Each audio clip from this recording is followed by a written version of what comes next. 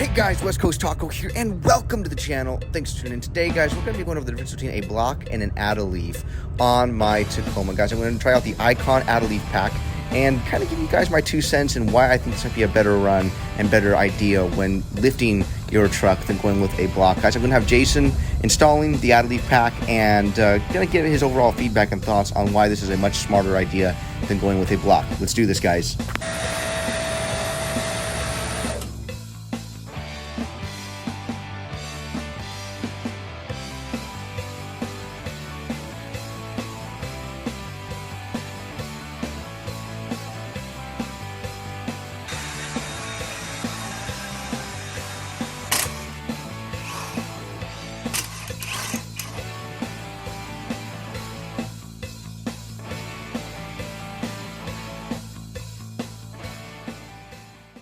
Now, one question I do have for you. Yeah.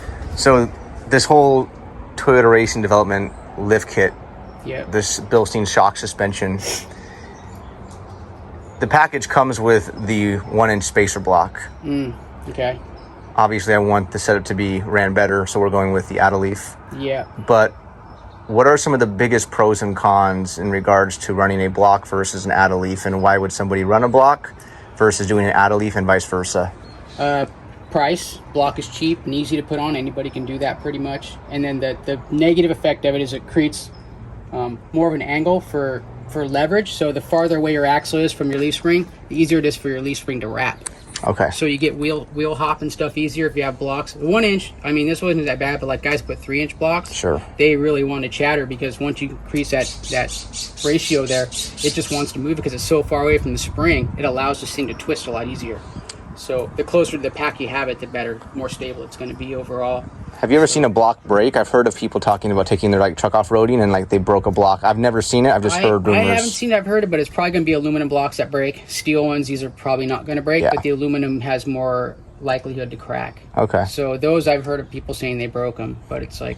Now, will I notice a ride difference from going from a block to a leaf spring? Will it be more stiff with the leaf spring versus the block, or what? Yeah, because the block doesn't affect the leaf spring whatsoever. You're just lifting it with the stock pack. So with the AAL leaf you put in, you actually pull the overload out. Okay. So you're ditching that, and you're putting the 3-leaf pack in place of this. I've seen people try to use them one on top of the other, but they're really not supposed to be used that way. Okay. So you put the 3-leaf pack in there, you ditch the overload, and then the other ones are more of a progressive setup because it's 3 smaller leaves that you're putting in here instead of this big old fat overload. The overload doesn't work until you can see how it's bent.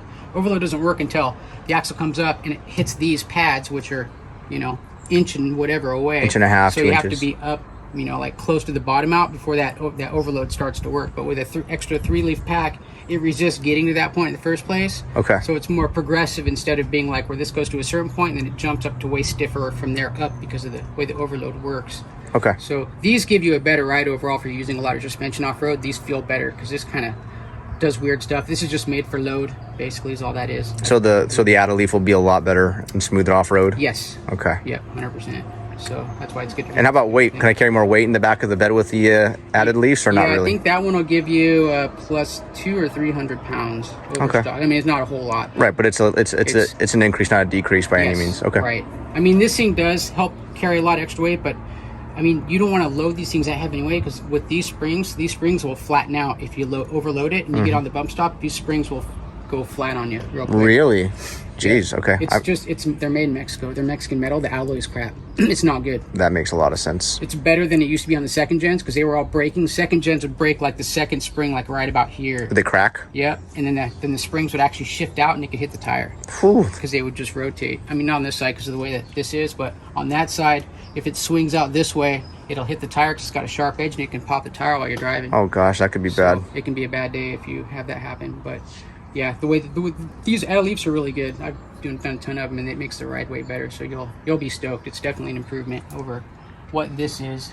Very good. So yeah, and I'll grease all up so it'll work how it's supposed to instead of skipping steps like a lot of these guys do. So. Right. I don't like them at all. I would never use blocks. Since I was 18 years old, I'd stopped using them. Okay. Once you figured out that they weren't the best way to do it. Right. When I started having a little more money, I was like, okay, you can't do those because when you're young, you're like, that's a quick, easy thing anybody can put on. Yeah, you just jack up the truck, lift up the spring, slide the block under, put a longer U-bolt on it, crank it down. Good to go and send it, Yeah. So it's the cheapest way to lift your truck is a block. But cheap isn't the best way. Yeah. Almost 99% of the time. So, Absolutely. avoid cheap because you get other things with cheap.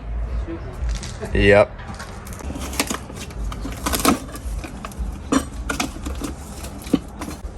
So overall, it looks like a fairly simple install. It If you have the right tools and knowledge, like anything else. You have to cut some things though. Oh, really? Okay. Yeah. So a lot of guys kind of run up on trouble on that part because they don't realize they have to cut something. I had no idea, so that's why I came to you. No problem at all. I've done plenty. I'd be in my garage being like, hey, Jason. So, what do I do here? This thing's in the way. We have interference. Do you provide mobile services, Jason? And then greasing between these is important. A lot of guys don't do that. Okay. You always want to put grease between them to kind of keep it from squeaking, because metal, when it starts to wear the paint off, metal creates. Or probably dust or rust or anything like that. Yeah, and then it gets noisy, and you're like, you're squeaking like shit. You know, it's like driving me crazy. So it's like, yeah, we don't want that. Very good. Avoid that as a possibility.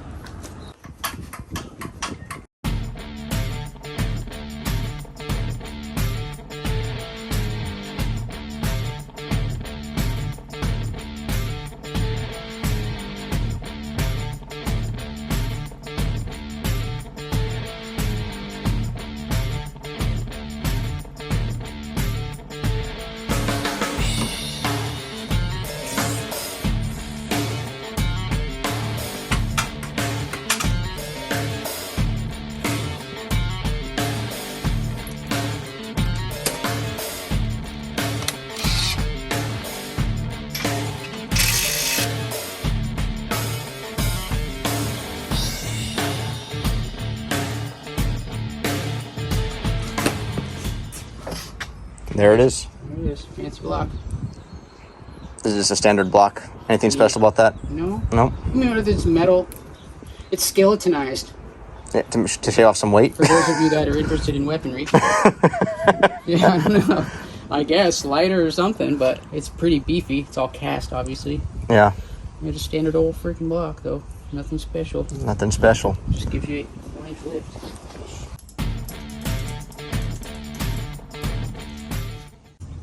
And what does this do that you're doing the clamps? Once I take this bolt out, it keeps the pack from flying apart? Expanding into like a 17-inch span measurement, so I can't get it back together. Got it. Okay. Because it'll open up pretty big. And then I got to cut off that hand, I believe. Okay. I think on this one, I'll have to see some of the everything.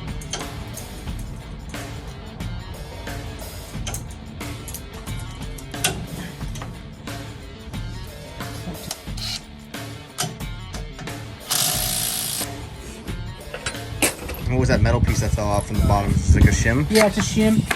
It helps keep it from squeaking. Oh, okay. So it's good to put that back in after you're doing everything. Okay. Ideally, what would be good is if they gave you a bunch of these to put between those springs, that would help greatly. Yeah, because it spaces everything out just enough to make it not rub. When I see people put these things on right over the top of that thing.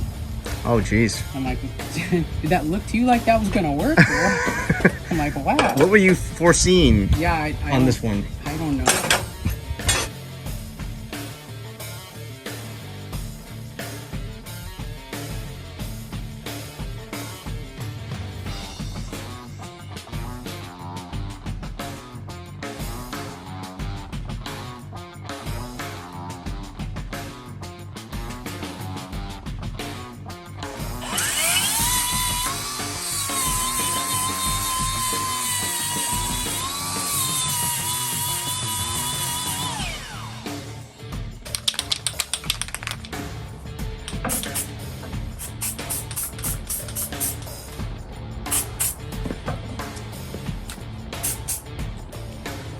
Is that to kind of cover up any steel that got... Yeah, and exposed metal so you can don't rust. reduce rust. Yeah.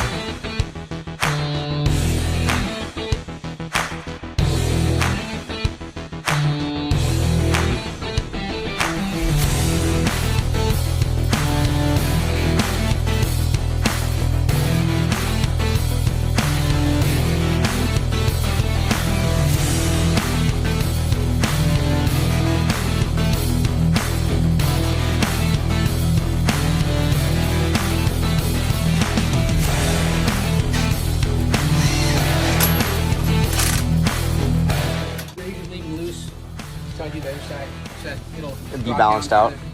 Yeah, even though I didn't loosen it, drop this side, but Seems like anything in life, if you tighten one side down before the other side's a little tightened as well, it just creates a it's usually less issue. than ideal. Yeah. It's not the most the best, it's really good.